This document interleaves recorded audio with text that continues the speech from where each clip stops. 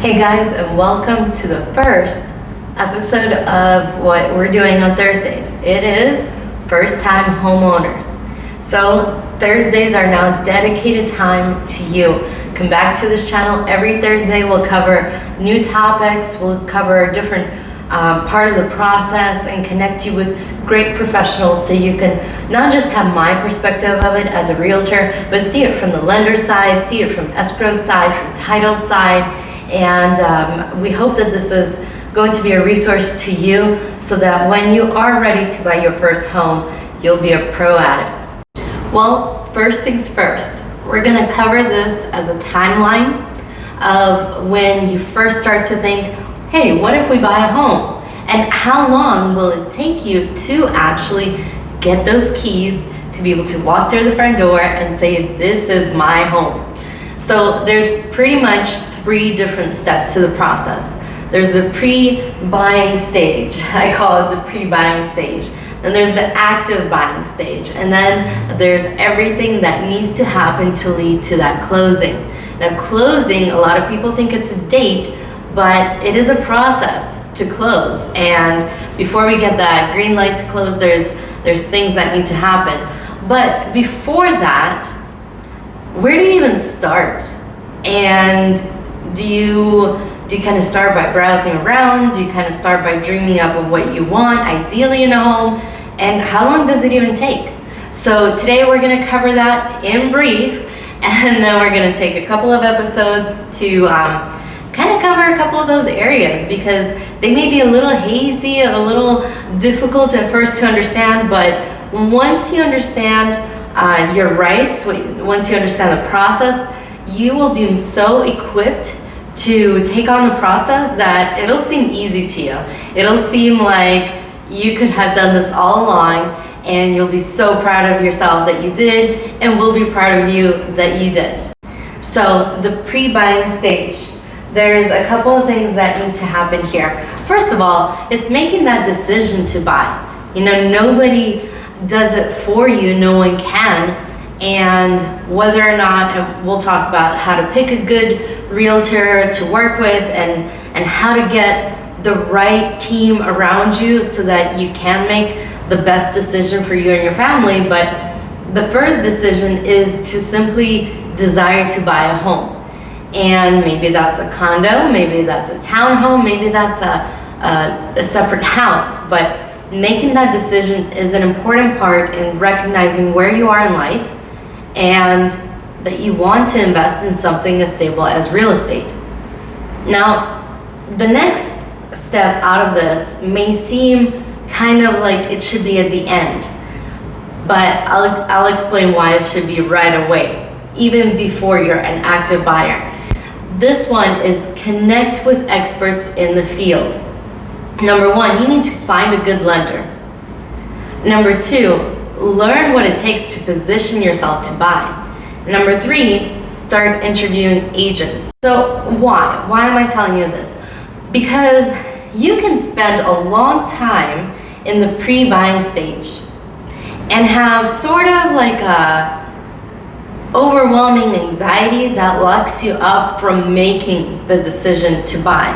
This can last from 3 to 6 months. It can last to a couple of years for people. But that is because they don't have the resources around them. So they're super anxious about the process. They're confused. They don't know what's going on. They don't know if they're ready. They don't know how much of a down payment they need. They think their credit is okay. They know they should pay things on time as much as possible, and they think that's going to help their score, but they don't actually know what it would take to sit across the table from a lender and be told, you're ready.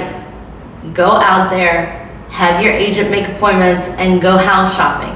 And because if you don't take the time to set yourself up in the right position, it may really kind of paralyze you from going at it, for going forward in that decision. So it's not just an active decision to, I want to buy, but okay, I want to buy. Now, who are the best people to educate me to get me to that stage? And this is why you need professionals from the start, from the very get-go, to get you there. So based on preliminary numbers, let's say you find a great lender. Let's say you talk to a couple and you have an idea of one that stands out for you, one that's communicative but doesn't jump at you, one that is really on the ball. If they say that they will answer something, they will answer it. If they say that they will follow up with you next week or in the upcoming days, they do so. And you're really surprised that, hey, these people are invested in my future. They're invested in earning my business. Well, that's a very good sign.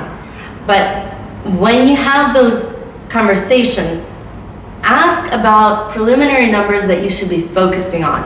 If we're talking just blindly going out there and searching for homes and you don't know what price point you're getting, that's typically what you see during open houses. That's typically what you see when people schedule to see a house and then they schedule online through whether it's realtor.com or Zillow or Trulia, and they come in and they're not sure if they can allow themselves to like the house because they're not sure where their numbers are, whether they should be looking in the 600s or 400s or 800s. That's a huge difference. So look at those preliminary numbers and work with your lender to establish a housing budget. Now, if you have been following our Budget Mondays, Budget Tuesdays, Market Mondays, Budget Tuesdays, I'll get it one of these days, you will notice that it is more than okay, and it's actually very beneficial to you to think about budgets. Everyone has a budget. Don't feel like because you think you make a certain amount that you really have to come in and be like, oof, everyone else is way ahead. Everyone else is 100 miles an hour and I'm 20. And I need to look at 400s while everyone else is shopping around in the 800s. That's not true. First of all, let's be honest. In the first time home buyers market, that is very much not true. And you have a lot of cred for taking the initiative to change your life, taking the initiative to put yourself in a position where you will be earning equity on a home that you will own, and then potentially later on, once you have enough equity, you can refinance it, you can get a HELOC, you can invest in something else, or you can just have that one place in the world where you feel like it is home, and just pat yourself on the back for that decision. First of all. Second of all, don't compare yourself to others thinking, if I need to figure out my budget, that means that I'm kind of being squeezed in and that I'm just a first timer. What it means is you haven't seen the people that can afford a house that's $980,000 or 1.5, but those people are also on a budget. Because guess what? Their perfect dream home may cost 3.2, but they very well know that their lender can only pre-approve them up to, let's say, 1.5. And so they're searching in 1.2s because they know they need the space to go up to 1.5. Wherever you are, you always have a budget. You look at numbers in their 600s. It's great to find a house for 480 when you have a max loan amount of 650, let's say, but you never know until you get your numbers. So don't be afraid of almost being judged when you look at the numbers because you are terrified of seeing what you can qualify for. This is to empower you. This information is for you to make the best choice for yourself. So when a lot of clients, when they first start to talk about it, and because they don't want this this kind of scary conversation with the lender, they kind of start to go to open houses or they reach out. And I love taking the time to walk them through the steps, educating them that when my clients will be ready, I will be there for them. But there's a couple of important things to get done in the meantime and to prep them for being an active home buyer. So don't think that establishing a budget or setting good boundaries for what are we looking for, what is out of our reach, what is within our reach, what is our preference, don't think that that minimizes you in any way. That actually will boost you forward and you'll get there faster. So getting your budget and getting your timeline, which is another component of what you're going to be talking with the lender about, getting the two things, budget and timeline, will help you to realistically assess your your readiness to purchase. And then you can look at those two factors and change it, adjust it to exactly what it will take for you. So you may want to buy within the next 1 to 2 months, but you'll see that if you wait till you qualify for a different program, and that means getting your down payment more, save up for a bigger down payment, then that will benefit you because you'll be saving something else in the long run. So then you're making a conscious decision like, is this worth it? I'm going to adjust my timeline to accommodate that budget. Or the opposite, you may think, I actually qualify. So what am I waiting for? Hey Sasha, let's go look at a home or two. So that's the key information, key part of getting this information. And then saving up for your down payment and improving your credit. Now this pre-buying phase, it can take you honestly anywhere from just having a couple of good conversations with a qualified and well-established lender.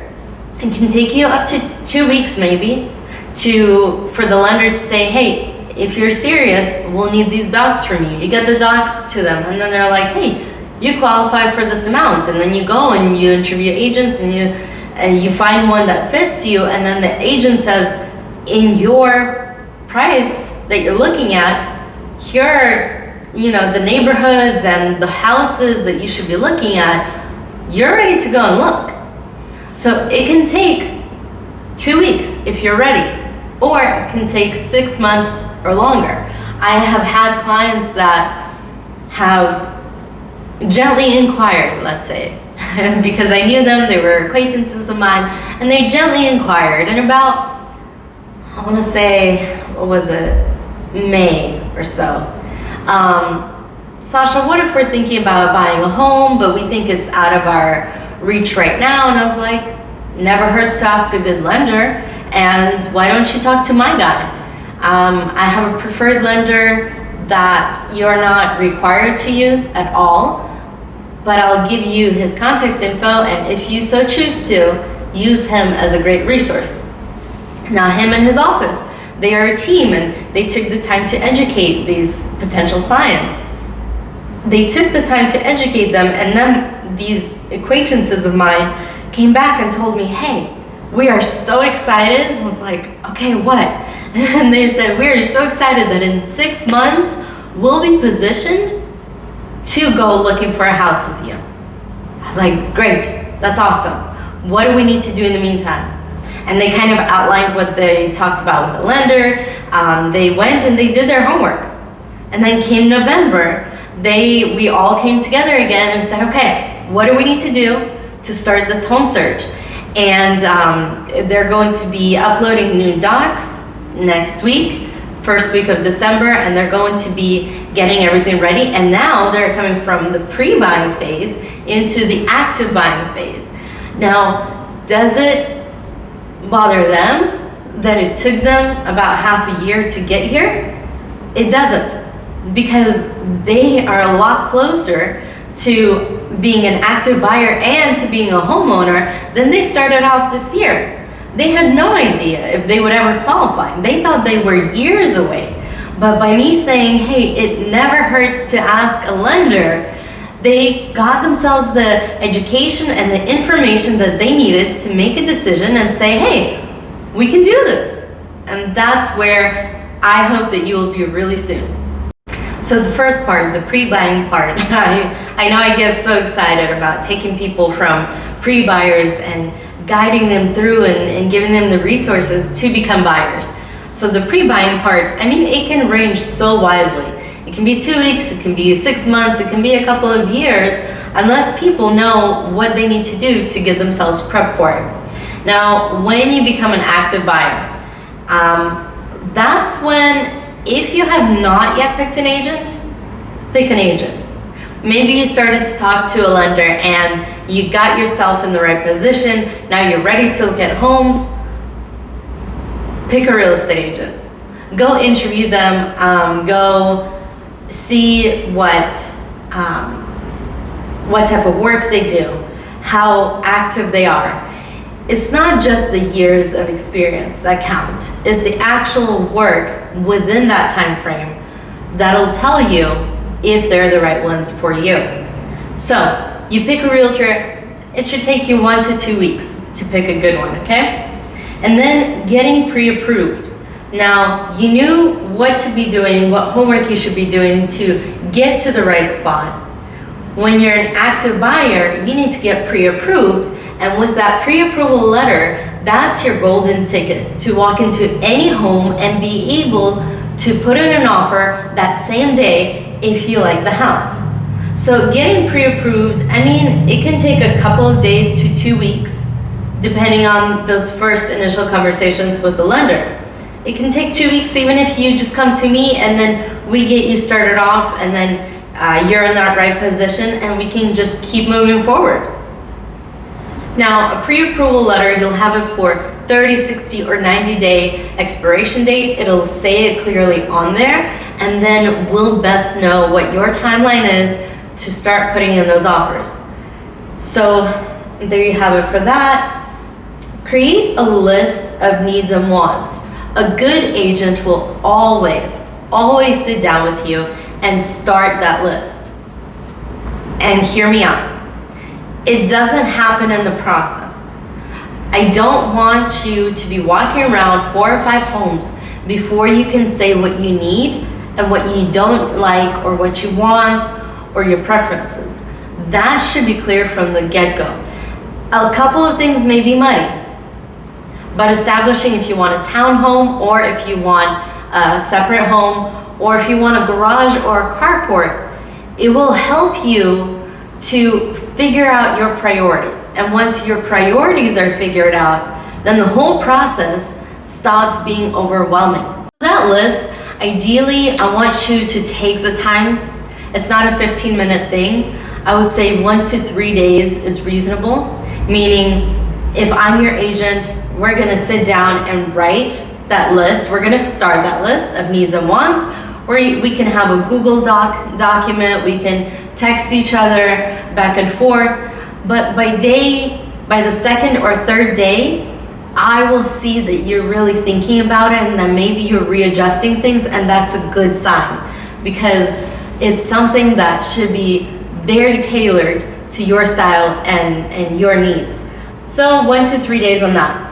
Okay, next one, tour homes and find the best one for you. I've seen people take 1 week to decide. I've seen people take 3 months to decide. So I'm saying 1 week to 3 months. Obviously it can take longer. I think if it takes longer, then the issue is something isn't clear. And being a first-time home buyer, it can be a very scary process. So I understand the hesitation and the need to take the time to really figure things out. This is why it's important to get connected with experts in the field in the pre-buying stage. And if you haven't been, then that's where we're gonna start off.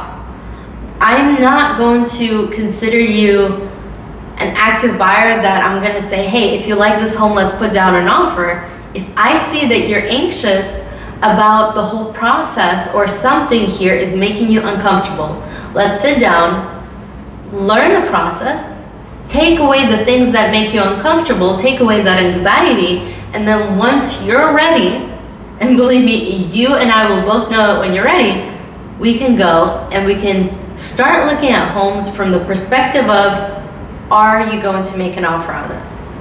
And it's totally fine to say no if you don't like a place. In fact, that's what you should say if you don't like a place. But if something fits you and you're in the right position to be ready to put in that offer. You'll be ready to put in a confident offer that very maybe day or in a couple of days, and you'll be in a good, strong position to do so.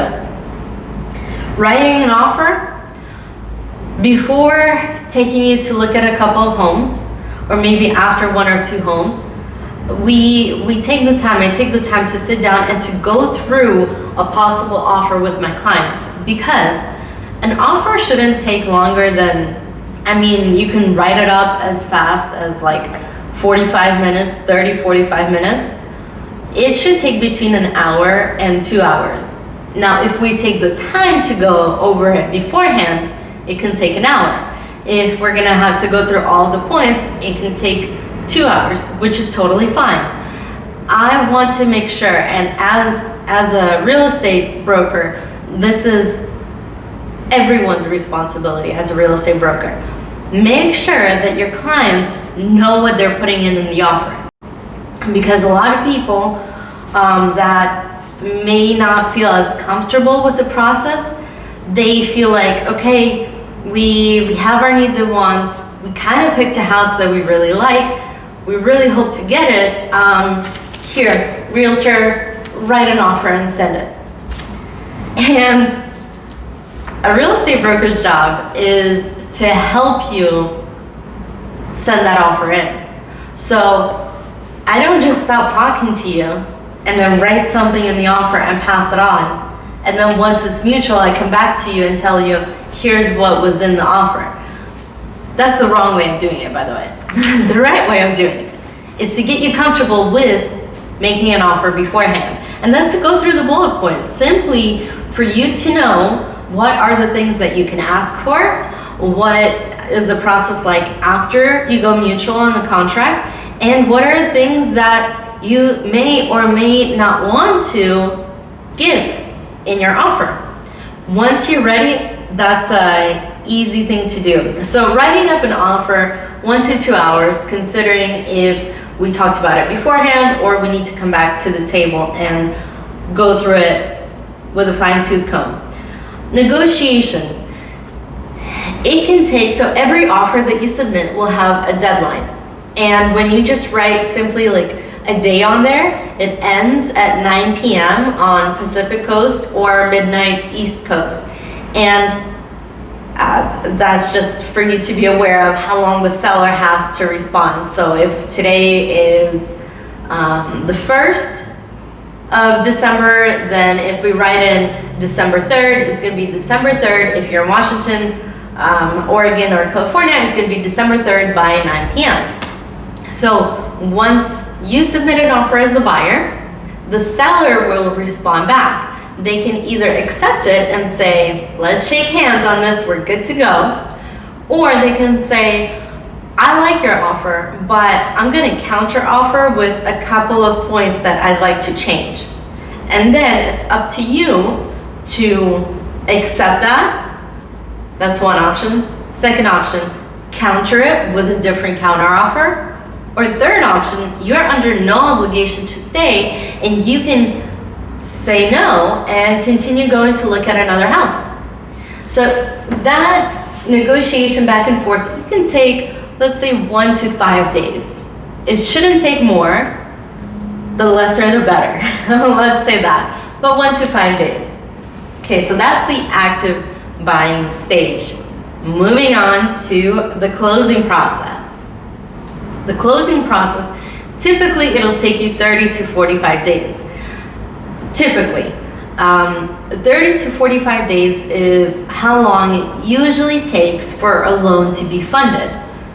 From the seller's side, they do a lot of upfront work to get the house ready to be for sale, and then they wait for offers to come in, and then they go mutual, like they accept an offer, and then they sit and they wait for you, the buyer, to be funded. Now you as the buyer, you have yourself, you're standing there, your agent is standing there, and then there's, a stronger thing in the background, and that's your funding, your lending. So giving you the finances to actually purchase the home. Now that work in the background should take about 30 to 45 days. And then you figure a couple of days for closing for everyone to sign. That's title and escrow. Don't worry about that now. That may sound like a lot of gibberish. It's okay. But that typically will happen somewhere between 30 to 45 days. Is it okay to see it happen sooner? Of course, it's even better. Is it okay to see it happen later? More than 45 days. If addressed properly, you can sign agreements to extend that. You can sign extensions, and there's no issue there. Just as long as you keep chipping away at it one step at a time to keep moving forward. So in the closing process, what happens? Your loan goes through its processing. So your lender funds your purchase. Your agent will connect you with title and escrow. An agent may either do a direct introduction via email followed up by a text or a call, or they may send all of your information to title and escrow, and then title and escrow will reach out to you. So it's either on the front end, like, hey, this is your title officer, this is your escrow officer, or it may happen on the back end where there's like this electronic form, and I input all of your info, and then title and escrow contact you themselves. So that happens. Title, what do? They do a title search, and that's to make sure that the people who say they're selling the home, that they have the right to sell the home. And more importantly, that no one else has the right to sell that home, and that they've all figured their stuff out and got everything in order so that they can fully transfer the title over to you, the buyer. Once they establish that the title is clean, there's no issues, they will issue a title insurance, and that is kind of like a promise saying that once we all close, and you, the buyer, own the home, you're not gonna have any problems of anyone else, like let's say an inheritance or children or ex-spouses coming in and saying, but wait, I still own a part of this home. So that's what title search and title insurance is important and useful for. So you have the loan processing, you have that connection with title and escrow, and then you have your home inspection, and there's a timeline in the contract to have your home inspected. After you have the home inspected, you can have a period of renegotiation. If something is really wrong, or if you as a buyer don't have the funds to handle a huge project, but let's say the roof is really bad and you didn't know it. So then we come back and we say, hey seller, that roof, according to the inspection, is really bad. Can you give us the funds to, redo it? And then the seller, of course, has the right to you go back and forth, and you can either meet halfway, you can have the seller fund it, you can agree as a buyer, maybe you're like, hey, I'm a roofer by trade. Or if there's like the plumbing thing, you're like, I'm not scared of plumbing, I'm good with this, let's proceed and buy the house, I know what it takes, my uncle is a plumber, whatever it is. If you're ready to take it on, then you can take it on.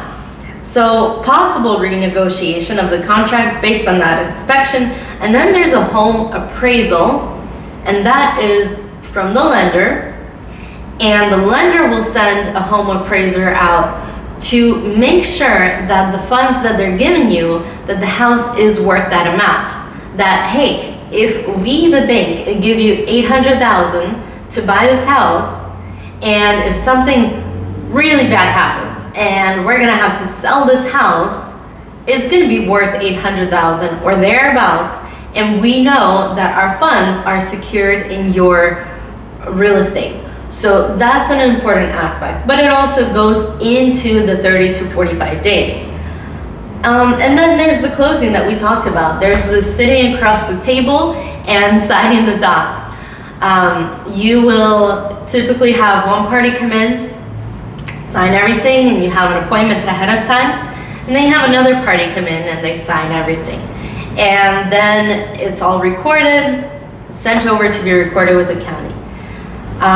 It can also be digitally recorded or digitally signed, I shall say, and that happens with very good identity protection. They ask you lots of questions. You submit proof that you are who you say you are when you're signing for yourself.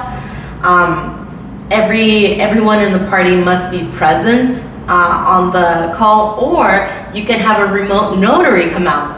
You may notice that it's already dark outside. Well, it's what is it? Just past 5 probably. But let's say you come back to me and you're like, hey, Sasha, I can only sign after work today, and I know we really want to close like tomorrow or the day after, so I'm totally fine if the notary can come out to us. Usually we'll have that conversation a couple of days, at least a couple of days beforehand, but I'm just giving you an example.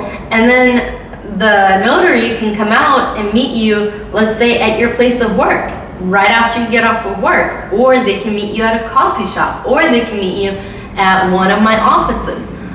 Those are all options. So, and why am I even saying this?